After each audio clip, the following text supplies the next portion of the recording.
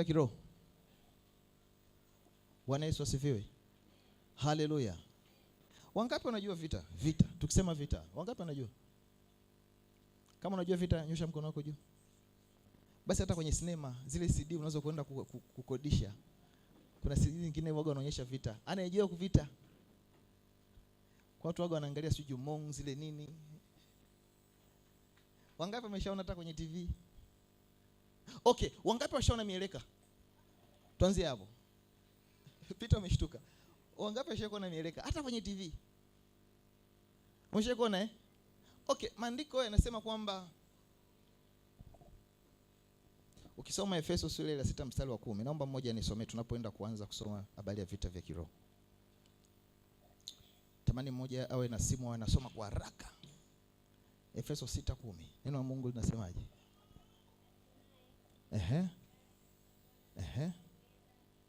Kwa nguvu zake. Endelea. Kwa maana kushindana kwetu sisi si juu ya damu na nyama, bali juu ya falme na mamlaka, juu ya wakuu wa giza, na majeshi ya pepo wabaya katika ulimwengu wa roho. Bwana Yesu asifiwe. Kwa hiyo Biblia inatuambia kwamba kushindana kwetu, si ndio? Kwa hiyo kama Biblia inatuambia kushindana kwetu, manake maandiko yanazungumza wazi kabisa kwamba kuna vita inayoendelea. Haleluya. Kuna vita inayoendelea, ndio maana Biblia inasema kwamba kushindana kwetu, manake kumbe tupo katika kushindana. Bwana Yesu asifiwe. Ukisoma kuanzia kitabu cha Mwanzo, utaona Mungu aliumba mbingu na dunia, si ndio? Akatengeneza dunia akamweka Adam. Baada ya kumweka Adam, nyoka akaenda kumshawishi Adam afanye dhambi. Na kwa nini nyoka alifanya vile? Ukisoma vizuri before, lakini itakuwa ni theology. Before kabisa, pale katika ile bustani ya Eden alikuwa anakaa shetani kabla hajaanguka. Bwana Yesu asifiwe. Lakini baada ya kuanguka, maandiko yanasema ukisoma Isaya, I think Isaya 14:13, inamwonyesha shetani akijisifu akisema kwamba nitainuka mahala pa juu zaidi ya ule Mungu. Yaani alikuwa anataka ainuke awe zaidi, achukue nafasi aliyokuwa nayo Mungu Mwenyezi. Bwana Yesu asifiwe. Maandiko yanasema hakuweza hata kumfikia Mungu. Akakutana na malaika Mikael. Akapambana naye. Na alipopambana naye, kilichotokea, ile nafasi aliyokuwa nayo shetani akapokonywa. Sema akapokonywa. Sema akapokonywa. Alipopokonywa, nini kilichotokea? Sasa ndiyo hapo, baada ya Mungu kumweka Adam katika ile bustani, shetani akasema haiwezekani mimi nipokonywe. Nitahakikisha naye huyu Adam anapokonywa hii nafasi. Bwana Yesu asifiwe. Kwa hiyo lengo la yule nyoka kwenda katika ile bustani ni kuhakikisha kwamba Adam akae katika ile mamlaka na katika ile nafasi. Ukisoma Mwanzo 1:26 anasema na tumfanye mtu kwa sura na mfano wetu, si ndio? Anasema akafanyaje? Akamiliki na kutawala. Bwana Yesu asifiwe. Kwa hiyo kumbe Mungu asili yake alikupa mamlaka ya kumiliki na kutawala. Shetani akasema haiwezekani. Huyu mtu lazima nifanye kitu. Akafanikiwa. Na Biblia inasema kabisa wazi kama Mungu akamfukuza katika ile bustani ya Adamu. Bwana Yesu asifiwe. Na ukisoma katika kitabu cha Ufunuo sura ya 12, inaonyesha mwanamke aliyekuwa ana mimba, si ndio? Maandiko yanaonyesha kwamba yule mwanamke alikuwa akiwa tayari kwa ajili ya kujifungua. Joka lilikuwa limekaa ili limmeze yule mtoto. Manake vita iliyo katika ulimwengu wa kiroho ni kwa sababu wewe kuna kitu cha kipekee Mungu amewekeza ndani mwako. Bwana Yesu asifiwe. Bwana Yesu asifiwe. Yaani nyoka hawezi, shetani hawezi kwenda sehemu popote pasipokuwa na kitu cha tofauti. Ukiona una vita ni dalili kabisa kwamba wewe una kitu cha tofauti Mungu amewekeza ndani mwako. Bwana Yesu asifiwe. Haleluya. Inawezekana vita ipo kwako, inawezekana vita ipo kwa familia yako, inawezekana ipo kwa wazazi wako. Lakini kwa nini upitie hayo mazingira? Na ukisoma Ufunuo 12:17, maandiko yanaonyesha wazi kabisa kwamba yule mwanamke akachukuliwa, alafu yule mtoto akazaliwa salama. Lakini Ufunuo 12:17 inasema kwamba yule nyoka aliendelea kufanya vita na uzao wa mwanamke. Na ndio maana mpaka leo bado tupo katika vita. Haleluya. Tuko pamoja. Tuko pamoja. Kwa hiyo kuna vita katika ulimwengu wa roho. Unajua unaweza umekaa unajiona kwamba everything is fine. Yaani kwamba kila kitu kiko okay. Ukaona kila kitu kipo okay. So umefika mwaka 2026, leo tarehe ngapi? Tarehe ngapi? 10 na ngapi? 18. Sasa nataka nikwambie wewe kufika tarehe leo 18 sio rahisi kama unavyofikiria. Bwana Yesu asifiwe. Sio rahisi kama unavyofikiria. Ni mengi angeweza kutokea. Na inawezekana kuna mengine Mungu amekuonyesha, mengine hajakuonyesha. Kwa hiyo kuna vita inayoendelea katika wana wa nuru na wana wa giza.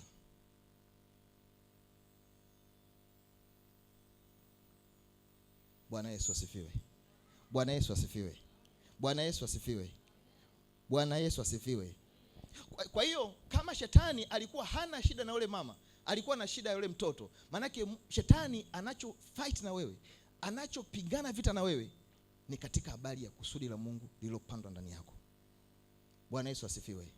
Ana shida na wewe, ana shida na kile kitu ambacho Mungu amewekeza kwako. Shetani ana tabia ya kuangalia mbele yako kabisa. Inawezekana usijue mbele yako, lakini anajua mbele yako kuna nini. Bwana Yesu asifiwe.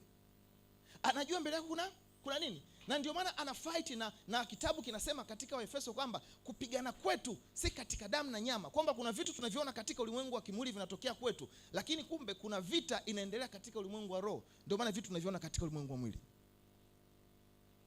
Na ndio maana Yesu wakati anakwenda kule kuomba, wale wanafunzi walilala, akawaambia nyie mnalala gani, mna raha gani mpaka mnalala?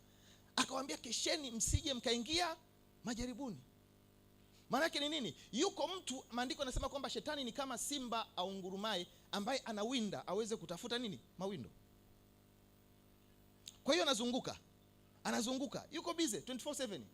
Anapita katika eneo lako, anaangalia katika uchumi wako, anaangalia biashara yako, anaangalia kesho yako, anapita anaingia kwenye elimu, anaangalia, yani yuko busy kuhakikisha kwamba lile kusudi Mungu aliloweka ndani mwako alitimii. Lakini ukisoma Ufunuo anasema tukafanywa kuwa ufalme. Maana yake Mungu ametupa mamlaka dhidi ya hizo nguvu za giza. Mungu ametupa mamlaka dhidi ya huyo ibilisi anayejifanya na nguvu. Bwana Yesu asifiwe. Haleluya. Kwa hiyo jambo la kwanza lazima ujue, Biblia inasema kwamba mpingeni shetani hata atawakimbia. Kwa hiyo lazima ujue kwamba upo katika upinzani. Yaani kitu ambacho unatakiwa Wakristo wajue katika zama hizi ni kwamba tupo katika vita na Yesu anakaribia kuja. Kwa hiyo shetani anatumia energy yake yote, nguvu zake zote, aweze kujitafutia wana wa uovu, apate watu wengi wa kuwapeleka kule jehanamu. Bwana Yesu asifiwe. Na Mungu yupo kazini kutafuta wana wake, kutafuta watu watakao kubali na kutii, watakao pamoja naye, ili Mungu aweze kutenda kazi pamoja nao. Na hao ndio Mungu yupo tayari kuwapa yale aliyokusudia. Maandiko yanasema kwamba mambo ambayo hujawahi kuyaona, yale mambo ambayo Mungu amekusudia kwa wanaompenda. Haleluya. Bwana Yesu asifiwe. Bwana Yesu asifiwe. Haleluya. Wangapi wanamkumbuka Samsoni kwenye Biblia? Sio Samsoni huyu. Samsoni nyosha mkono. Samuel wapi? Katoka. Haleluya. Ukisoma habari ya Samsoni, alikuwa ni mtu mwenye nguvu sana, si ndio? Wafilisti walikuwa wanajua Samsoni ana nguvu. Na kila mahala walipokuwa wanataka kumkamata, wakawa wanachemka, hawawezi. Kwa nini walimtafuta Samsoni? Kwa sababu Samsoni alikuwa ni threat kwao. Kwao walikuwa ni kizuizi. Walikuwa wanaishi na mashaka kwa sababu huyu jamaa, huyu sio kawaida. Kwa hiyo ili waweze kuwa salama, ni lazima waweze kumwinda Samsoni. Wakaanza kutafuta, huyu jamaa tutumie mbinu gani ili tuweze kumkamata Samsoni? Haleluya. Lazima tumkamate, tujue asili ya nguvu zake nini, tuweze kucheza na asili ya nguvu zake. Bwana Yesu asifiwe. Na ndicho adui anachokifanya kwenye maisha ya watu. Anaangalia udhaifu wa mtu uko wapi, ili aweze kupata lango la kuweza kukuataki. Tuko pamoja? Shetani anaangalia wapi pa kuingia, wapi aweze kuingia, wapi atapata nafasi ili aweze kuingia na kufanya uharibifu kwenye maisha yako. wakasema tumtumie Delila. Sasa sijui alimpa hela. Delila akamfuata. Maandiko yanasema Samson alikuwa ameweka miguu yake, kichwa chake kwenye miguu ya Delila. Yule mama akamdanganya bwana Samson, "Hey, Samson mpenzi, niambie asili ya nguvu zako ni nini bwana?" Akamwambia, "Baby, ukininyoa tu nywele, kwisha habari yangu." Wakamnyoa nywele zake bana. Sasa walipomnyoa nywele zake, maandiko yanasema Mungu akawa amemwacha. Kwa sababu ni instruction ilitoka mwanzoni kabisa kwamba huyu Samsoni nywele kiwembe hakitaki kupita kwenye kichwa chake. Sasa nini kilichotokea? Walipomnyoa nywele, wakaja Wafilisti. Samsoni akajiona bado yeye ni warrior. Kumbe Mungu amemwacha. Akataka aende apigane naye. Maandiko yanasema Mungu amemwacha. Hapo ndipo alipompiga, wakaenda wakamchukua, wakamfunga, wakamtoa yale macho. Haleluya. Kwa hiyo siri moja hapo itakakufanya uweze kushinda hizi vita ni wewe kujisubmit kwa Mungu 100%. Maandiko yanasema mpingeni shetani. Ukisoma katika Biblia Kiingereza, nafikiri Yakobo 4:7 A au B. Ukisoma Biblia Kiingereza inasema wewe kujisubmit kwa Mungu. Manake kujisubmit manake wewe ujitoe uwe wa Mungu katika 100%. Na hapo ndipo utakapoweza kushinda vita. Swala la sisi kushindwa vita sio kwamba Yesu hayupo ndani yetu. Yesu yuko ndani mwetu. Kwani tunapokoka Roho Mtakatifu si anaingia kwetu? Si ndio? Yesu si anaingia ndani yetu. Lakini hebu jiulize maswali. Kwa nini hizi vita za kiroho tunashindwa? Unashangaa kabisa Wakristo wasema mimi ni Mkristo kabisa, nimekoka, nampenda Mungu. Usiku wamekuja wachawi wamenikaba bwana. Wamenikaba kabisa, nimeshindwa kupumua. Usiku naota sijui manyoka ananikimbiza, sijui vitu gani, naona nyota amenigonga. Nimefanya biashara sielewi. Lakini sisi ni Wakristo. Hivi ushaye kujiuliza kwa mimi nampenda Mungu? Yesu namjua. Najua mamlaka iliyo katika jina la Yesu. Lakini kwa nini ninashindwa? Kwa nini vita vingine ninashindwa? Umewahi kujiuliza? Wangapi wamewahi kujiuliza hilo swali? Mnaifanya watakatifu 100% eti. Kwamba kila kitu iko fresh. Wangapi imefikia mahala ukaanza kujiuliza, hivi inakuaje kama nampenda Mungu, kama niko na Mungu, lakini kwa nini ninapitia katika haya? Ushaje kujiuliza? Baada ya kujiuliza ukafanyaje? Au kaisha vita? Okay, tusome habari Samueli wa kwanza sura ya 4. Ukipata nafasi utasoma Samueli wa kwanza sura ya 4 na Samueli wa kwanza sura ya 5. Utaona habari za Samueli. Utaona habari za mzee Eli. Utaona habari ya wana wa Israeli. Maandiko yanasema kwamba katika ile nyumba ya Eli, kipindi hicho Eli alikuwa ni kuhani, walifanya dhambi. Sema walifanya dhambi. Walifanya uovu. Walipofanya uovu, Mungu akaruhusu Wafilisti kwenda kuwashambulia wana wa Israeli. Sasa Biblia inasemaje?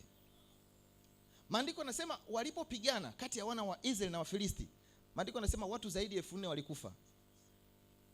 Hiyo ni vita ya kwanza. Sasa hao wana wa Israeli wakapiga mahesabu kwamba okay, kama tumekufa, vita ya kwanza tumekufa watu 4,000, nini cha kufanya? Wakasema kuna sanduku la Bwana. Wangapi wanajua sanduku la Bwana? Wamewahi kulisikia sanduku la Bwana kwa Biblia? Sanduku la Bwana lilikuwa ni sanduku ambao kulikuwa na maserafu na makerubi wamejengea juu, alafu ndani kulikuwa na zile mbao ambazo Mungu alikuwa ameweka agano na Musa. Kwa hiyo sanduku la agano lilikuwaje bwana? Yaani wakienda nao katika vita ni lazima wana wa Israeli washinde. Kwa sababu alikuwa ni kama Mungu wao anatembea katika ile sanduku. Basi wakasema bwana, okay, sisi sasa tumepigwa, cha kufanya tukatafute sanduku la Mungu, sanduku la agano, tuingie nalo vitani. Yamkini tutashinda. Bwana Yesu asifiwe. Nini kimetokea bwana? Okay, wakachukua sanduku la agano bwana. Maandiko yanasema wakawa wanapiga kelele kabisa, wanafurahi kabisa, mpaka hii ardhi inatikisika kabisa. Wako na sanduku la Bwana, wakiamini kwamba ushindi ni wa kwao.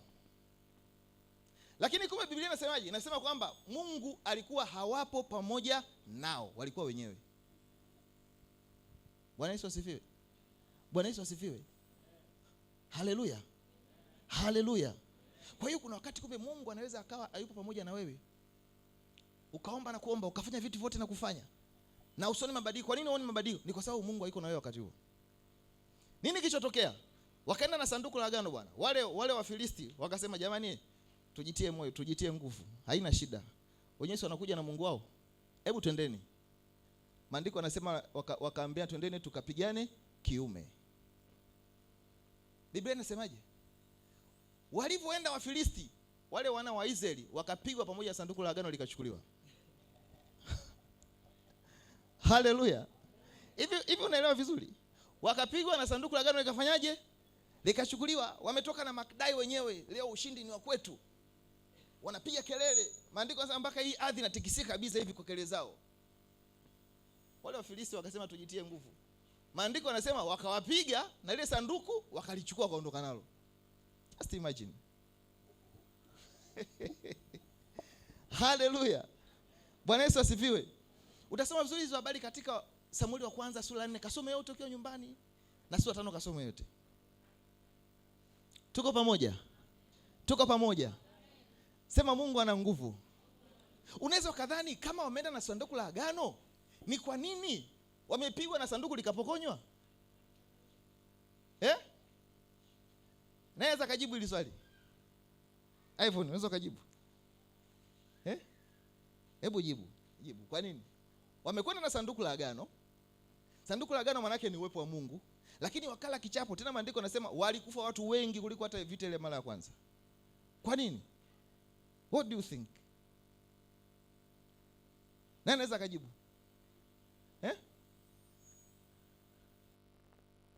Haleluya. Bwana Yesu asifiwe. Wangapi tuko pamoja? Swala la kwanza unaweza kujiuliza, kwani Mungu si yupo? Mungu mwenye nguvu, na katika sanduku la agano si kuna uwepo wa Mungu? Kuna wakati sanduku la agano lilikuwa linapita.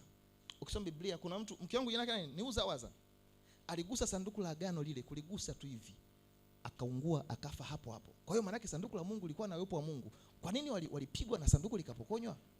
What happened? Haleluya.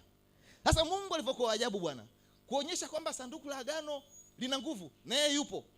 Wale Wafilisti sanduku la agano wakalipeleka kwa Mungu wao, miungu yao inaitwa Dagoni. Sema Dagoni. Sema Dagoni. Basi Dagoni ni sanamu, wamelisimamisha. Wakachukua sanduku la agano, wakalipeleka pembeni ya ile sanamu. Mungu akasema, hivi hawa wanafikiri kwamba kwa sababu wamepiga wana wa Israeli, mimi sipo kwenye ile sanduku? Nitawaonyesha. Asubuhi ikafika. Nini kilichotokea? Ile sanamu Dagoni ikawa imedondoka chini, kifudifudi, inasujudia ile sanduku la agano. Wakasema hapana, inawezekana labda ni upepo, utakuwa upepo umepita labda ghafla sanduku hii sanamu ikadondoka. Basi tuisimamishe. Wakaisimamisha tena mara pili. Wakaamka asubuhi. Nini kilichotokea? Ile Dagoni ikadondoka tena. Sasa ilipodondoka mara pili, viganja vimekatika na kichwa kimekatika. Kuonyesha Mungu yupo katika ile sanduku la agano. Na maandiko yanasema wale Wafilisti wakapigwa na majipu wote.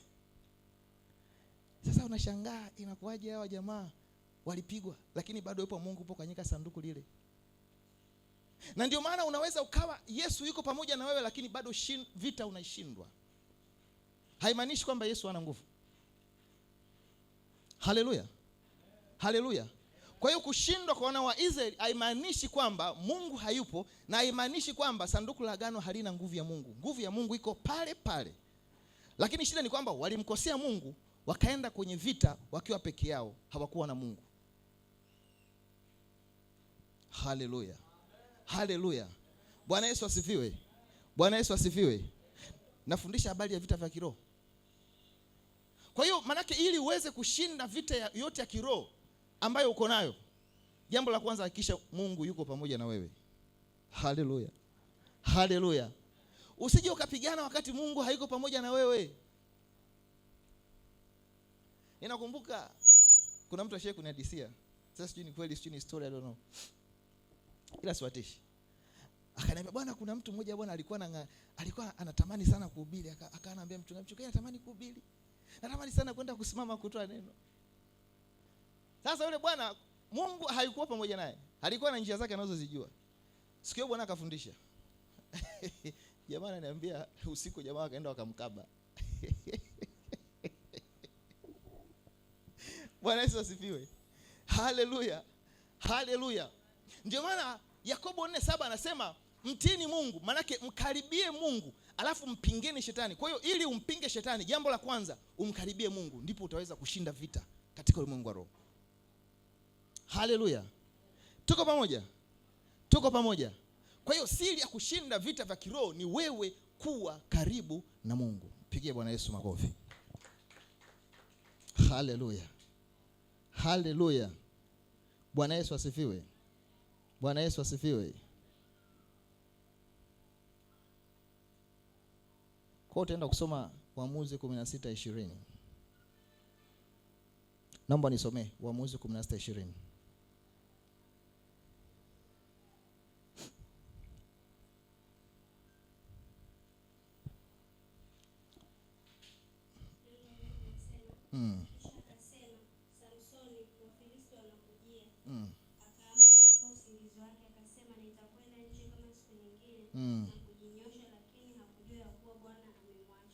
Bwana Yesu asifiwe. Kwa hiyo mwanangu, katika siku ya leo hakikisha Mungu akuachi. Haleluya. Hakikisha unakuwa karibu na Mungu. Hakikisha Mungu anakuwa upande wako. Hakikisha unafuata sheria ya Mungu. Haleluya. Yaani adui anachokitafuta ni wapi atapata lango la kuingia. Iko hivi, ngoja ni mtoto mfano wa kawaida tu, mfano wa kawaida. Wangapi wanasikia habari ya vita sijui Marekani kafanya nini, sijui Urusi, sijui vitu gani kwenye mitandao? Wangapi wanasikia?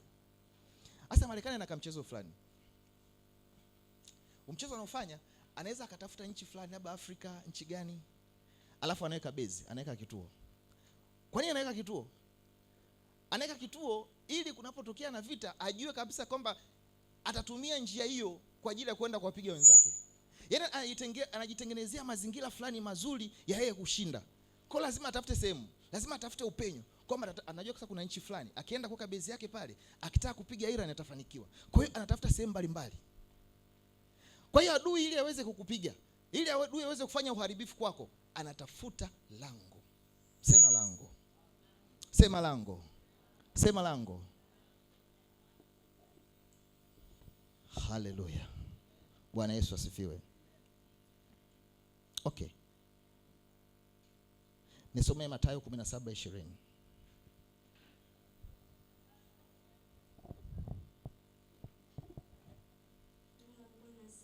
Yesu akawaambia, kwa sababu ya upungufu wa imani yenu, kwa maana amin nawaambia, mkiwa na imani kiasi cha punje ya haradali, mtauambia mlima huu, ondoka hapa uende kule, na utaondoka, wala halitakuwako neno lisilowezekana kwenu. Yes.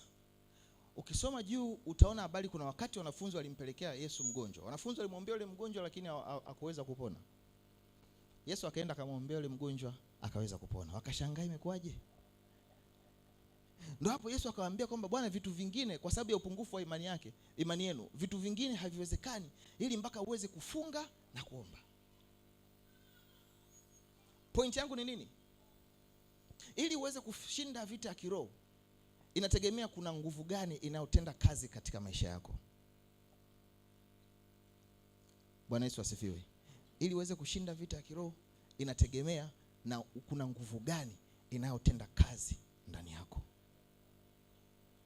Kwani Efeso 3:20 nasemaje? Atukuzwe Mungu awezaye kufanya mambo makubwa mno kuliko tunayoomba.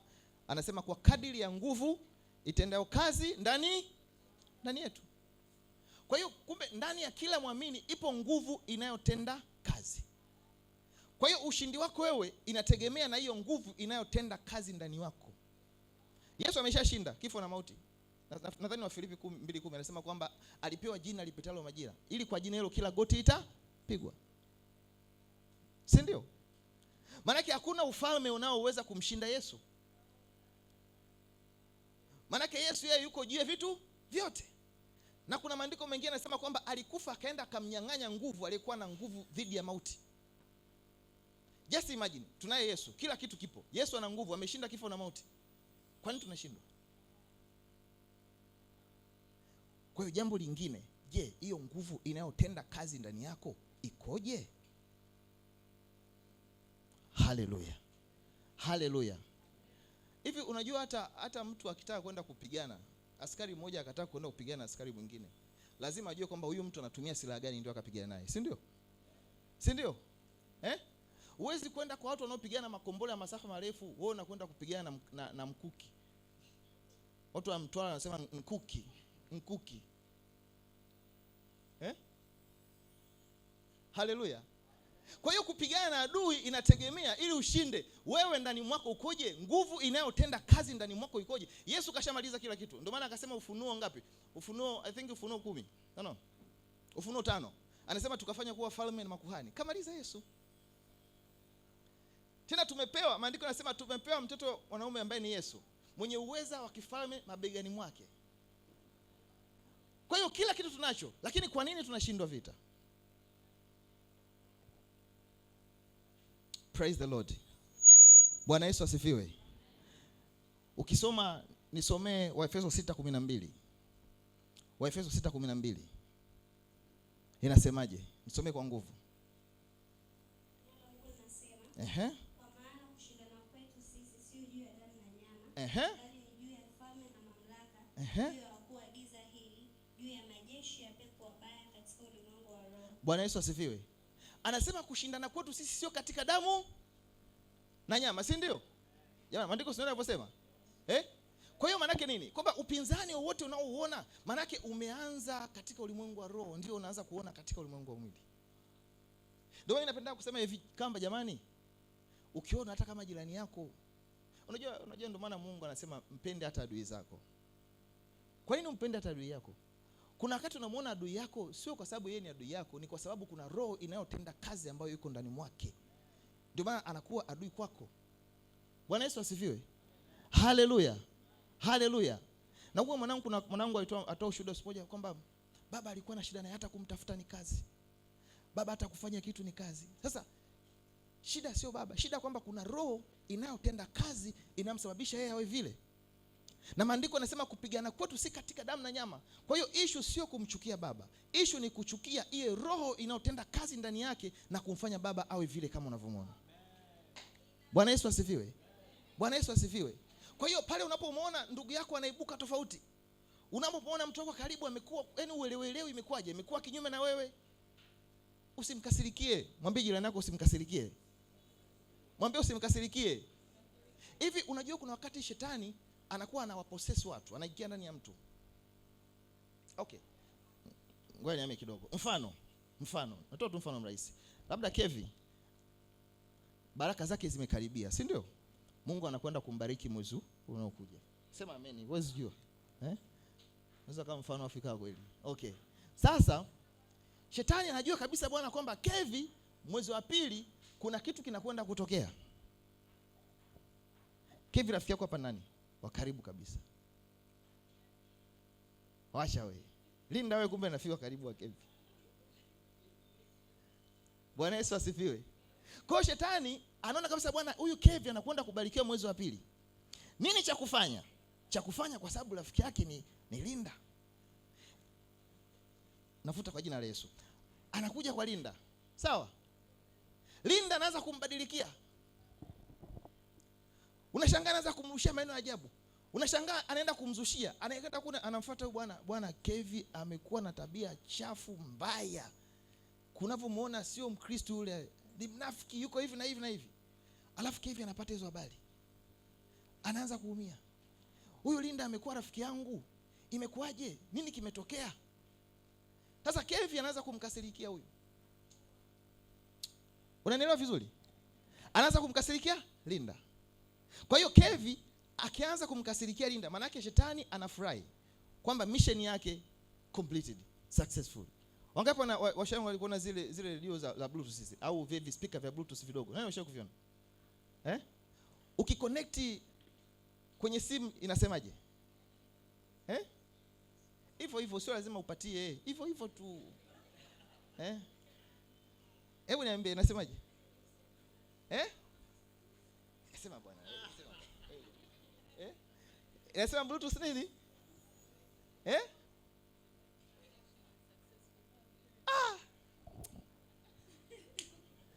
Anasema the Bluetooth, anasema Bluetooth connected successful, si ndio? Maana yake Bluetooth imejiconnect vizuri. Kwa hiyo wewe ukianza kumkasirikia, unaanza kuumia, unasononeka. Kwa nini? Kwa nini? Imekuwaje? Hivi kwenye Linda ninavyomwamini nampaga maombi yangu saa nyingine aniombee. Imekuwaje? Unaanza kuumia, unaanza kuumia. Kwa hiyo shetani anafurahia kwamba kazi yake ameimaliza. Sasa nini kinachotokea? Maandiko yanasema kwamba linda sana moyo wako kuliko wote wanaolinda, maana ndipo zinapotoka chemchem za uzima wako. Kwa hiyo maana yake ameshindwa kulinda moyo wake. Kinachotokea ni nini? Shetani kafanikiwa kublock baraka zake. Kwa hiyo kumbe yeye badala Kevi kuingia katika ulimwengu wa roho, kupambana na roho inayokuja kinyume na yeye, ameenda direct katika mwili. Kuna vita vingine usipigane kwa mwili. Sema usipigane kwa mwili.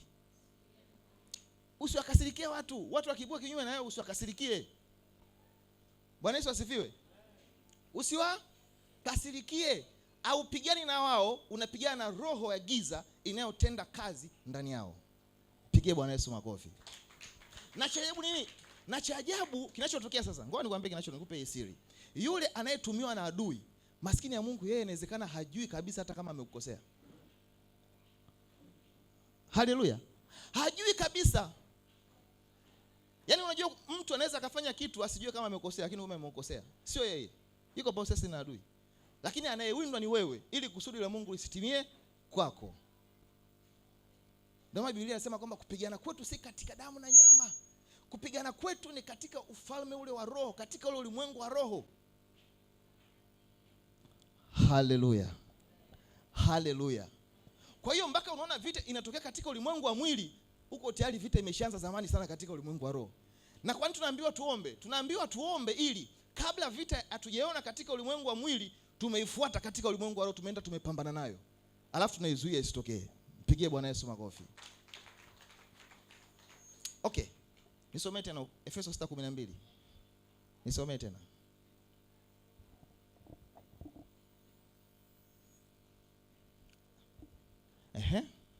Kwa maana kushindana kwetu sisi si juu ya damu na nyama, bali ni juu ya falme na mamlaka, juu ya wakuu wa giza hili, juu ya majeshi ya pepo wabaya katika ulimwengu wa roho. Anasema juu ya kushindana kwetu juu ya falme na mamlaka. Cha kwanza amesema nini? Falme, si ndio? Cha kwanza ni falme, sisema ufalme. Cha pili? Cha tatu? Juu ya wakuu wa giza hili. Cha nne? Bwana Yesu asifiwe. Kwa hiyo kumbe tunapambana vitu vingapi? Tuko pamoja? Vitu? Cha kwanza amesema nini? Falme. Ufalme wa giza ni nini? Ni nini? Ukisoma Biblia Kiingereza inasema principalities. Yaani nataka nikwambie hivi unavyoona sijui mapepo haya, sijui majini, sijui hivi ni vilevo vidogo sana. Kuna mtu mwingine akiambiwa na mganga, "Aisee nitakurushia jini, takuwa," anaogopa, maskini anakosa, hawezi kula hata usiku.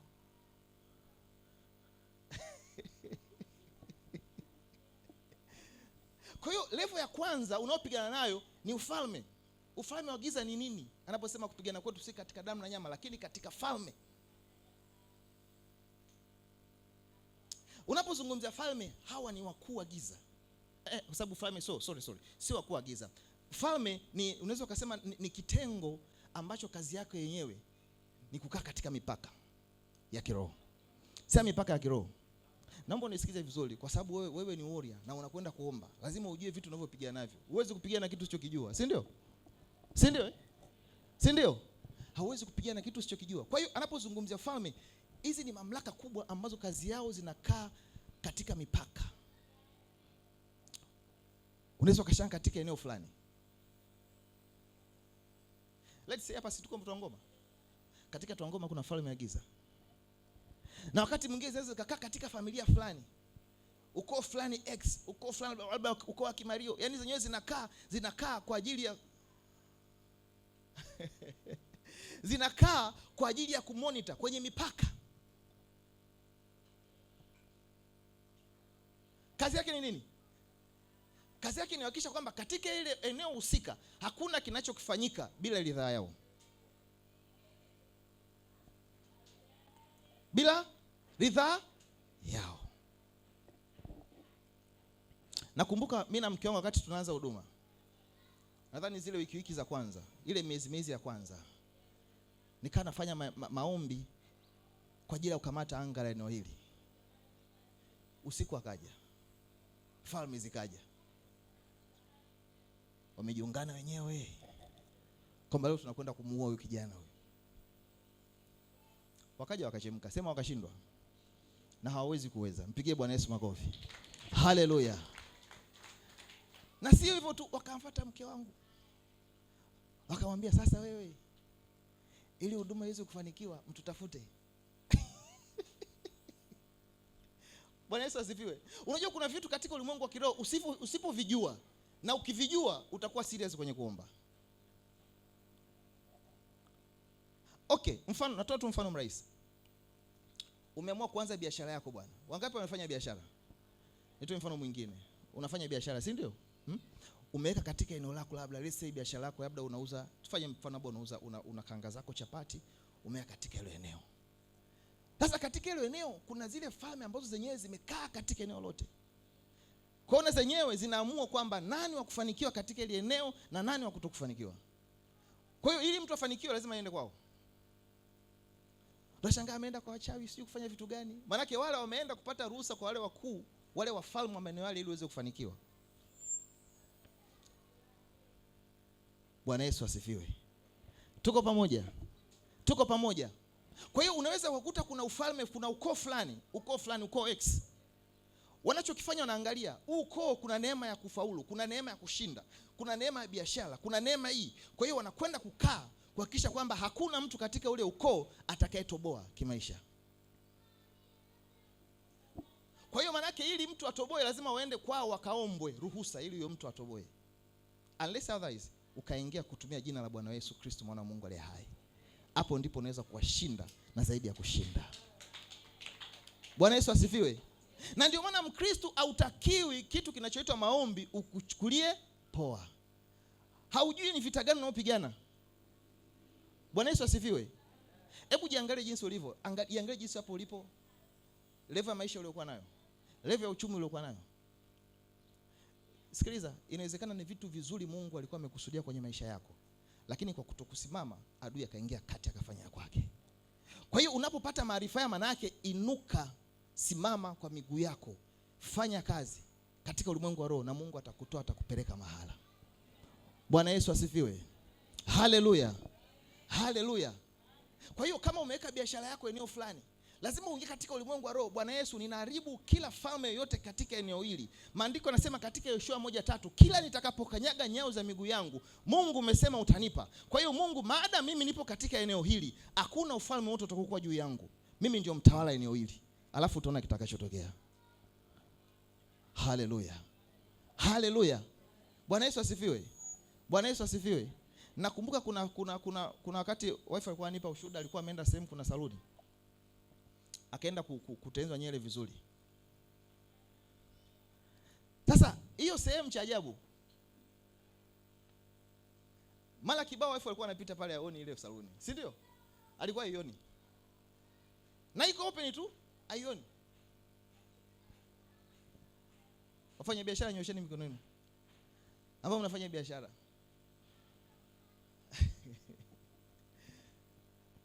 Kwa hiyo sio yeye tu.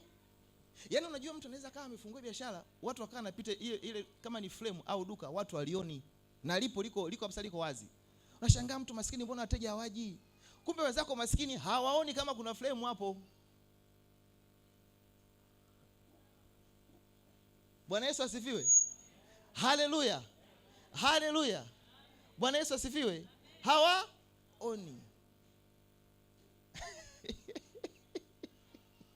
Kwa hiyo manake lazima utumie mamlaka ambayo Kristo alikupa kwa kifo chake msalabani.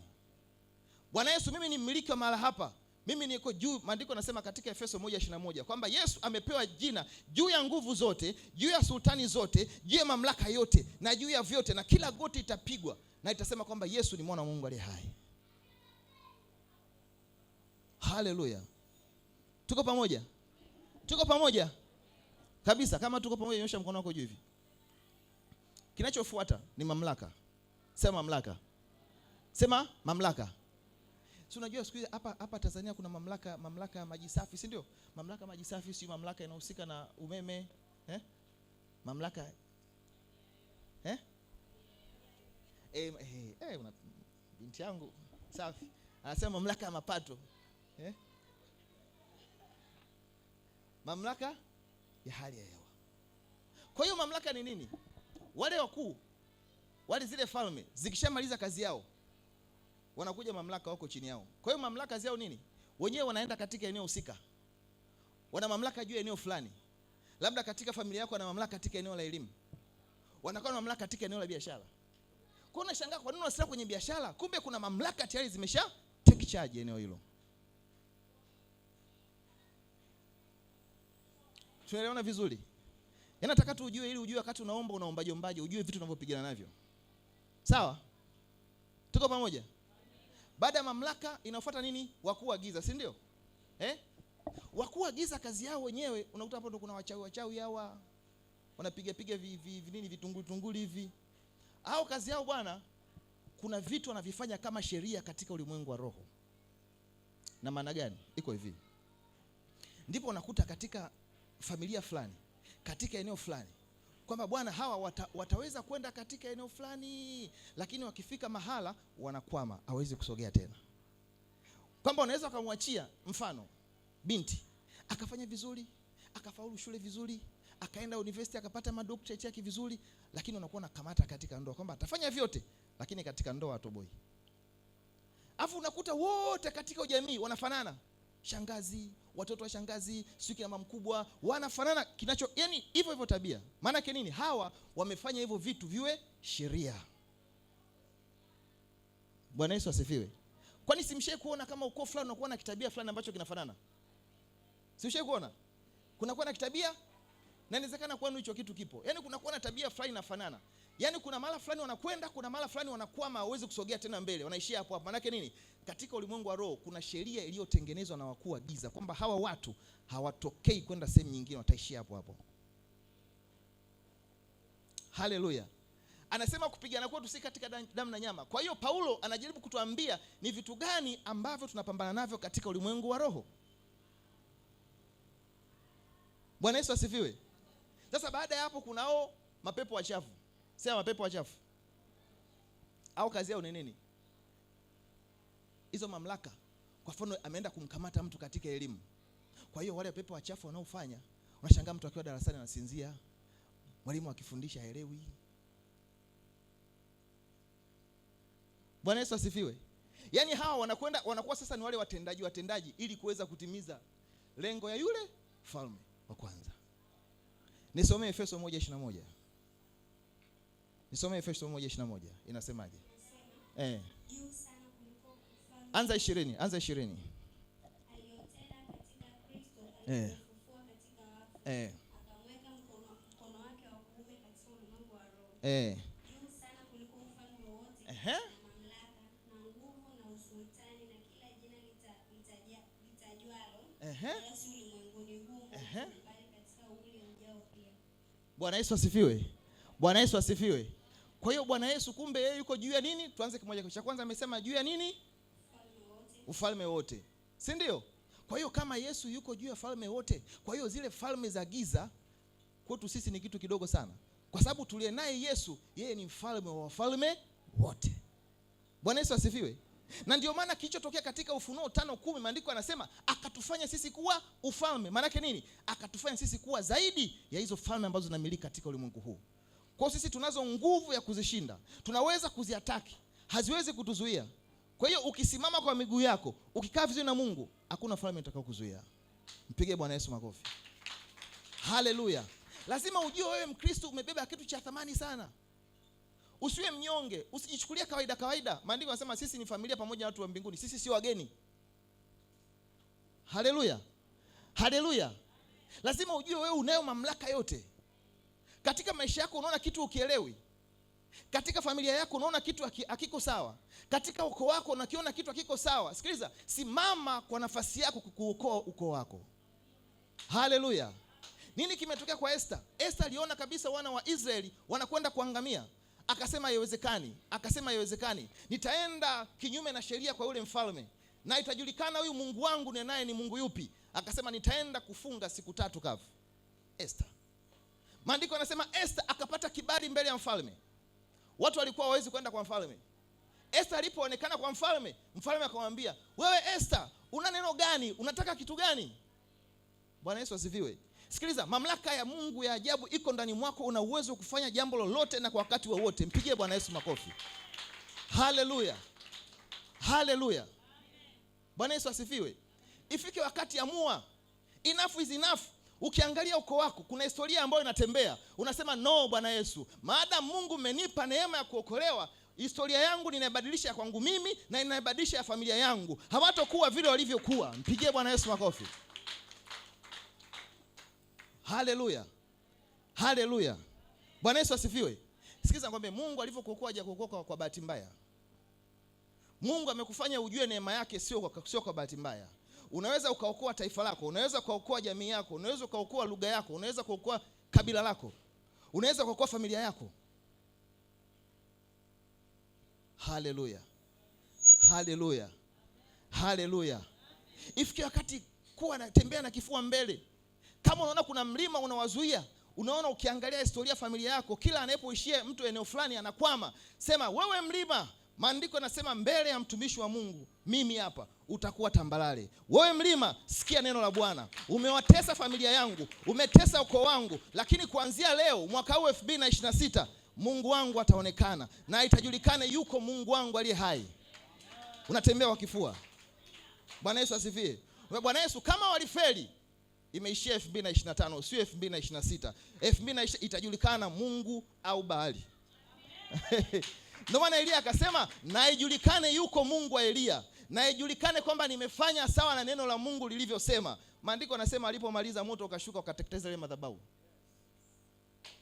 Haleluya. Acha kutembea kinyonge nyonge, wewe sio mnyonge. Acha kutembea na huzuni tu na huzunika kwamba yani wewe una stress. Sikiliza nikwambie, mamlaka iliyokuwa ndani mwako ni mamlaka kuu. The issue ni kwamba hujaamua kusimama katika nafasi yako, ndio maana unapigwa. Pigie Bwana Yesu makofi. Lakini pale utakapogundua mamlaka iliyo ndani mwako, ukasimama katika nafasi yako, utaona Mungu akitenda katika ukoo wako. Bwana Yesu asifiwe. Hajalishi umefanya maagano gani. Mungu amekuchagua wewe ili wewe ukavunje hayo maagano. Haijalishi unafanya ibada za miungu, Mungu amekuchagua wewe ili ukaribu huo mpango, alafu hiyo jamii ikaokolewe. Pige Bwana Yesu makofi. Nakumbuka, ngoja nipe ushuhuda wangu. Wakati nazaliwa, okay, katika familia yetu kulikuwa na miungu. Sema miungu. Tukifikia umri fulani, kulikuwa na dawa, sikumbuki kama kadawa fulani hivi kanasuguliwa, mnaitwa familia pale, mnalambishwa. Na hako kadawa kanadumu, kanadumu eti. Sema kanadumu. Yaani ni kavizazi sijui hata kaitokea wapi. Mimi nimezaliwa nimekikuta. Nakumbuka tulikuwa tunalambishwa. Kwa hiyo baada ya kukuka, kwa sababu mambo yalikuwa mengi, niko shule, niko advanced nini na nini, nikapata neema ya wokovu. Sasa siku moja bwana, sema siku moja. Siku moja bwana, wakati nimemzaa mwanangu Dana, kikaletwa bwana nyumbani mpaka hapa Dar es Salaam, kwamba bwana kile kitu kile, yani just imagine, mimi tangu nazaliwa nakikuta, walinilambisha, kile kimti kipo, wakaenda nyumbani, nikapigiwa simu, sasa bwana ufanye na kwa mtoto wako Dana. Nikasema Bwana Yesu asante, hii ndo nafasi nilikuwa naisubiria kwa hamu sana. Nikachukua kile kimti, nikasema Bwana Yesu, kuanzia leo hii historia ninaifuta, na hichi mimi nakwenda kukitupa huko, na hii habari katika familia yangu inaishia leo. Bwana Yesu asifiwe. Wanasema kwamba eti ukifanya hivyo si mtoto utamlinda, sio utakuwa na ulinzi. Nikasema hapana, mtoto wangu analindwa na damu ya mwana kondoo aliye hai. Nikamwambia Mungu aliyemtunza mwanangu. Kuna wakati huyu Dana mnayemuona, kuna wakati mke wangu wakati ujauzito anakaribia kujifungua, kuna siku moja damu nakwambia kwa sababu ni ushuhuda, ujue Mungu yupo. Damu zikamwagika nyingi sana. Ilikuwa ni hatari ya mtoto ile mimba kuharibika. Chumba kizima kwa kinanuka damu. Ilikuwa ni usiku. Saa 7 saa 8.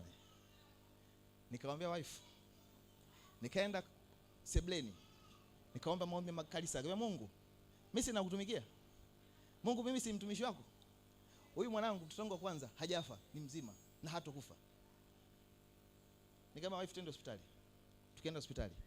Kufika hospitali, jambo la kwanza tukafuata na wale watu wa emergency. Jambo la kwanza wakafanya madokta mpo mnafahamu, wakaanza kupima mapigo, kucheki mapigo ya moyo ya mtoto. Mimi kwa sina wasiwasi. Mungu sina kutumikia.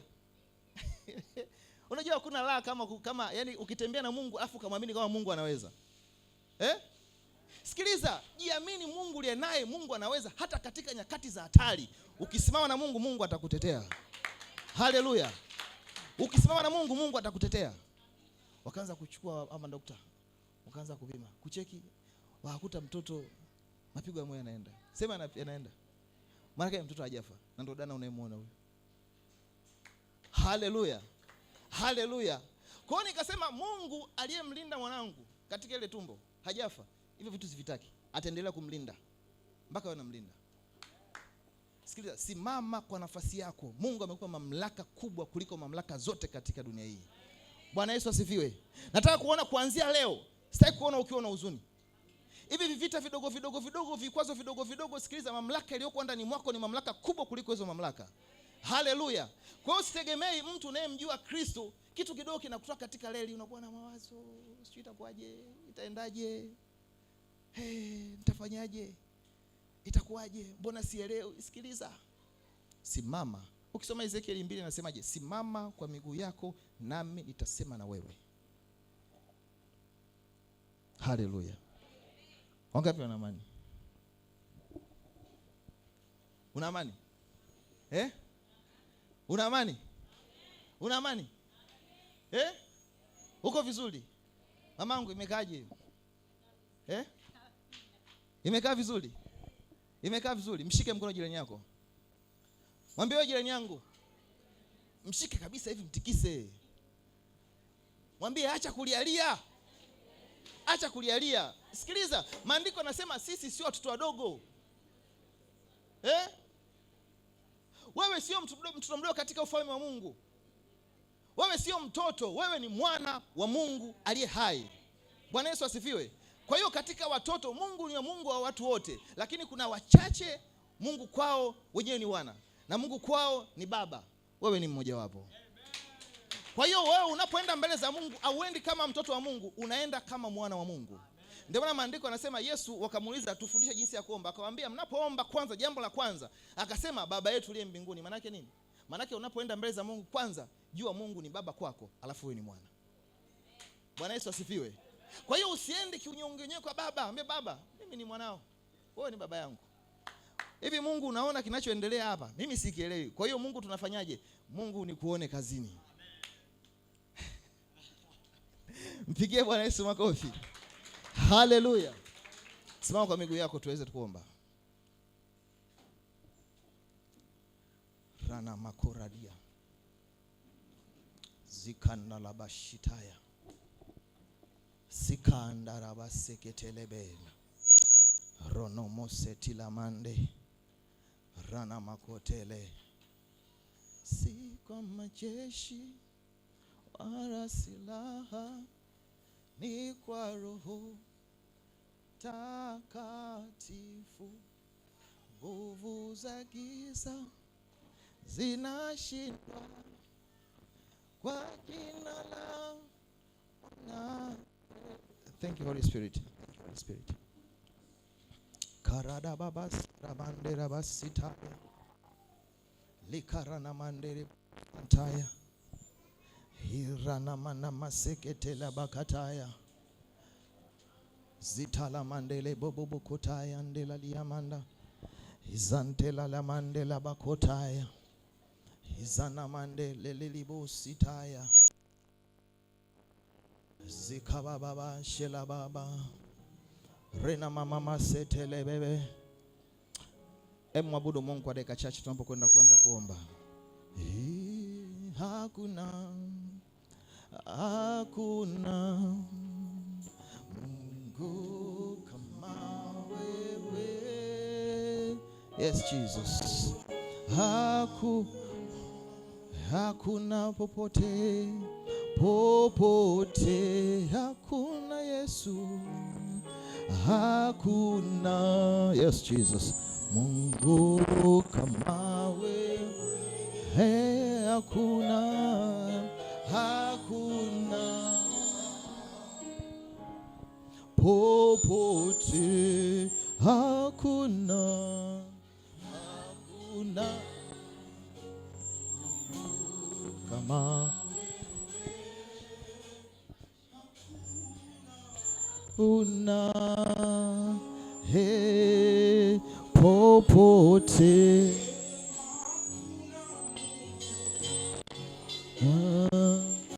Mungu kama wewe, hakuna, hakuna, hakuna popo, oh, hakuna, hakuna mwenye,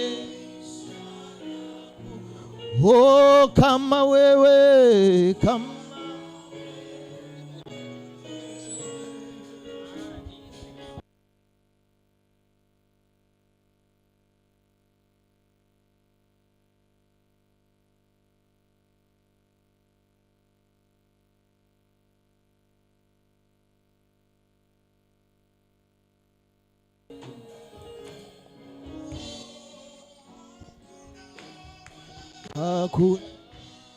yes Lord, ishara ku horamana masetela bakataya, kama wewe,